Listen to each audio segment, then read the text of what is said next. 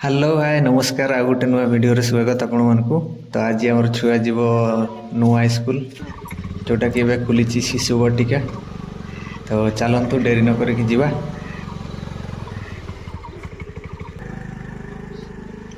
घर आम स्कूल दूरता प्राय 2 किलोमीटर हम। तो चलतु जीवा। फाइनाली आम पहुँची गले स्कूल पाखे देखी पारे नुआ पिला मानकु स्वागत करने केते सुंदर साजसज्जा होती। तो देखिपे रूमटा केते बढ़िया सुंदर सजा है। तो डेरी न करके चलते जा भीतर को। ये देखिपे आम झील बसी वेलकम करा बाकी पिला माने बड़ पिला माने देखिपे सजाऊँ वेलकम सरला समस्त को मुड़िया मार दौरान।